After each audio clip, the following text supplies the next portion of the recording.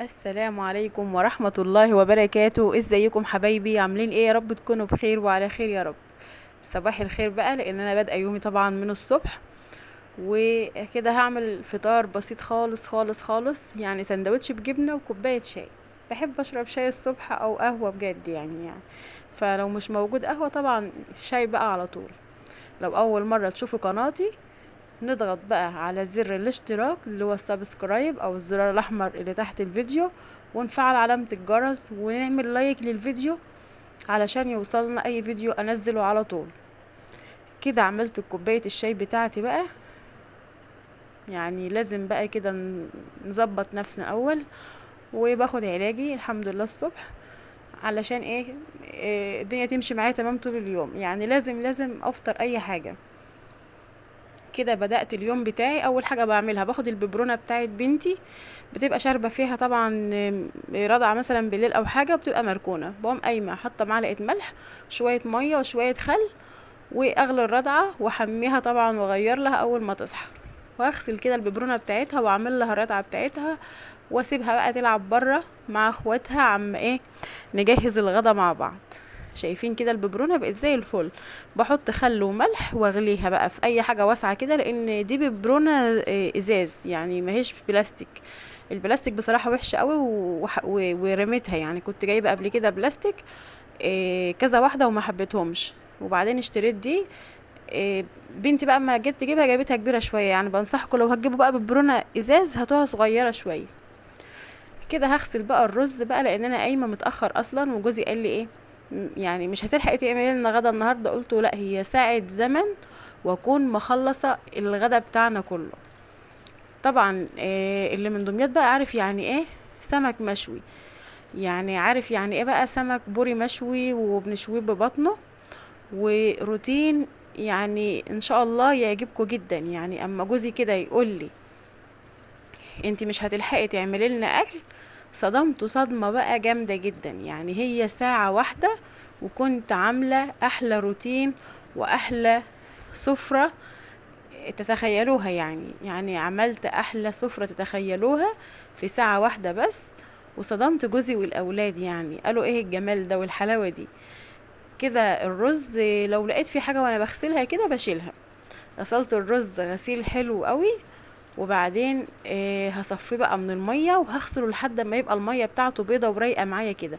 بيبقى الرز بقى نضيف، وبتيجي تطبخي الرز يعني بيبقى معاكي فاتح وجميل قوي. واما بلاقي حاجه بصراحه بشيلها. يعني ببقى انا ببقى يعني ايه ما بفوتش. يعني ببقى منقياه، وان لقيت اي عفرايه اي حاجه بقعد افر فيه كده كمان وانا بغسل. يعني تلاقيني بطول شويه في الغسيل بتاعه، بس مش بيبوش مني الحمد لله. يعني انا بغسله غسيل حلو والميه بتبقى نازله عليه كده، واقعد اشطف فيه مره واتنين وتلاته لحد ما يبقى ابيض زي القشطه كده. وبعدين اخده بقى اغسله. هصفي شويه رز واعمل الرز اللي هو ايه واحده وواحده بسرعه بسرعه جدا. يعني انا مستعجله بقى. وفعلا يعني كنت هي ساعة زمن. يعني انا بادئه الساعة واحدة، داخلة المطبخ الساعة واحدة. بدأت كل ده، يعني فطاري بكل ده، لان انا بصراحة ما كنتش نمت طول الليل ونايمة بعد الفجر، وكانت حاجة يعني الحمد لله. فصحيين اصلا متأخر.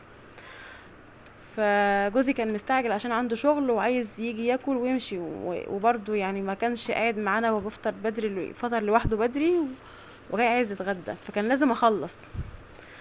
كده بقى عملت احلى روتين ممكن تتخيلوه. يعني بصوا، يعني احلى غدا واحلى تحدي اتحديت جوزي وعملت احلى روتين بسرعة زي ما انتم شايفين كده معاكم. والله خطوة بخطوة ما زودتش حاجة. كده حمرت بقى شوية رز كده من الرز بتاعنا. اخدت شوية وحمرهم حلو خالص لحد ما يبقى كله لون واحد. هي في غلطة واحدة انا عملتها. المفروض كنت حطيت الرز الاول في الحلة من غير زيت، وقلبته لحد ما ينشف شوية، وبعدين قمت حاطة الزيت.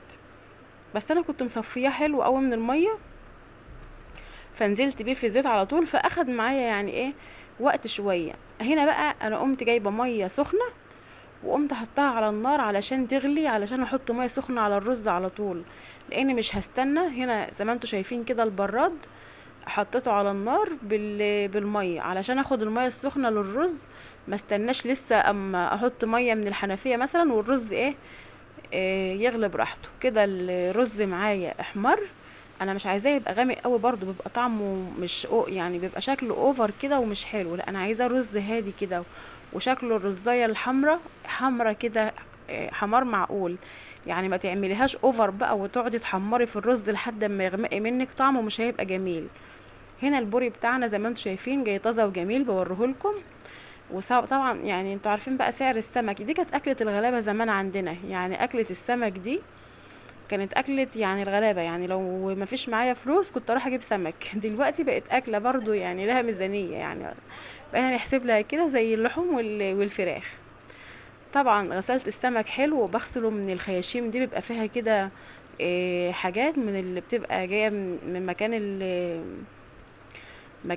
مكان يعني السمك ما هو جاي، وبيتغسل حلو خالص. بس هو جاي طازه وجميل يا ولاد، حتى هتلاقوا اصلا اللي بيلمع كده السمكه بتلمع وشكلها حلو.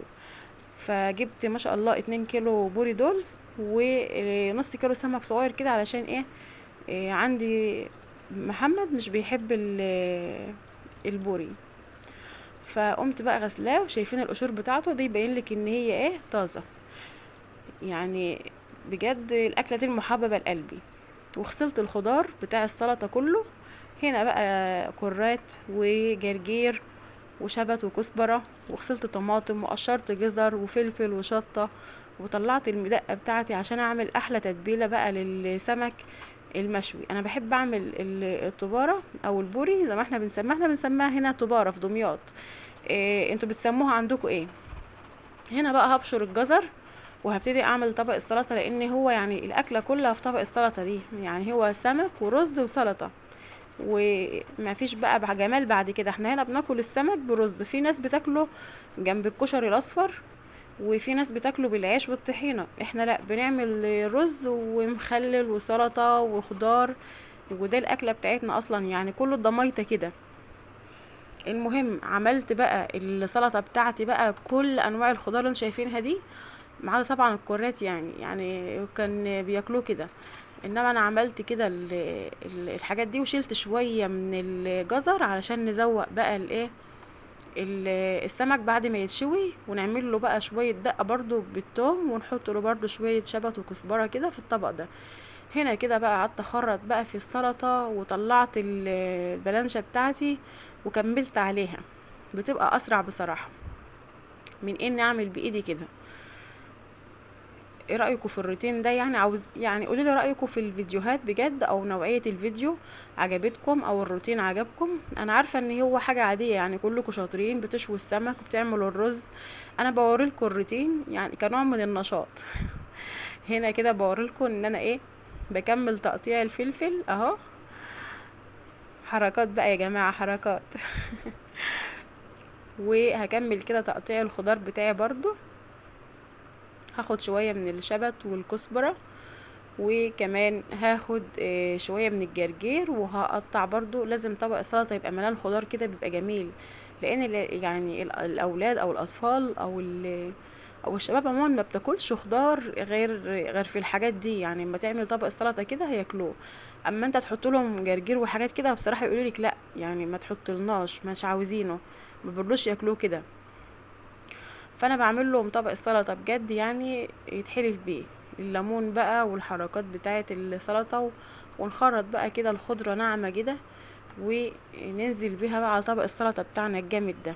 بصراحه يتاكل حاف لوحده يعني، من غير سمك.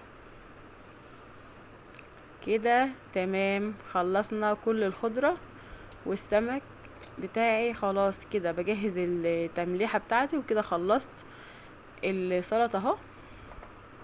شايفين شكلها حلو ازاي؟ يفتح النفس والله يا جماعة. هنا عملت التمليحة، وده بقى هركنه على جنب بالملح بالحاجة بتاعته. ودي المية بتاعتي اللي انا عاملاها بالثوم والليمون. وكده شويت السمك وحطيتها في المية دي، وطلعتها من المية بقى هرصها في الاطباق كده. طبعا ما جبتلكوش وانا بشوي السمك، انا عارفه ان انتوا شاطرين وبتشووه. انا اللي شاويه السمك ده يا جماعه، مش بره ولا حاجه. انا عندي الفرن بتاعي وبشوي فيه، ما بحبش اشوي بره خالص بصراحه. كده هنزل بقى بالتمليحه اللي انا عملتها على جنب دي بقى. وظبطي بقى اطباقك ورصي السمك بتاعك كده. شايفين ما شاء الله مشوي جميل ازاي، ولا مكسر ولا فيه اي حاجة وحشة، ما شاء الله تحفة جدا.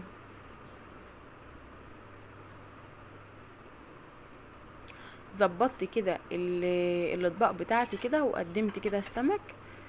يعني ما شاء الله الاكله دي في قلبي كده من جوه. اي اكل سمك انا بحبه بصراحه، يعني اي سمك انا بحبه، بالذات السمك المشوي. يعني عندنا السمك المشوي او السمك اللي هو بيتشوى ببعضه ده جميل جدا. انا بحب السمك ده، ما بحبش اللي هو الصينيه اللي في طماطم، ولا بحب المقلي قد كده بصراحه. مش برتاح غير في سمك المشوي، اي حاجه فيها دهون قليله انا برتاح فيها بصراحه. ده كان كده الاكل بتاعنا، وده كان الروتين.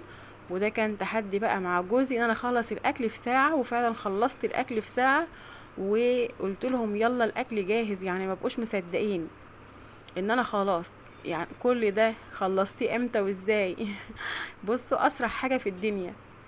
كده عصرت الليمون اهو زي ما انتوا شايفين، وغرفنا بقى الرز الواحدة وواحدة زي ما انتوا شايفين كده.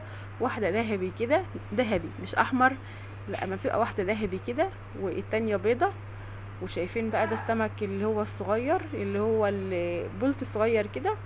ودوت البوري بتاعنا مشوي كده ومتزوق، الله اكبر عليه وعلى جماله. اللهم صل على محمد وعلى ال محمد. بجد احلى روتين عملته، اسرع روتين. اسرع اكله، اسرع حاجه تعمليها هي اكله السمك المشوي دي مع الخضار. وفعلا يعني حاجه تاكل كده وتفتح النفس بقى. يعني مش هتندمي لو عملت الاكله دي كده وكسرتي بقى وغيرتي كده ايه روتين يومك وتغيير بقى في البيت. طبعا مطبخي كان متروق، بس طبعا بعد اكله السمك دي غسلنا كل حاجه مع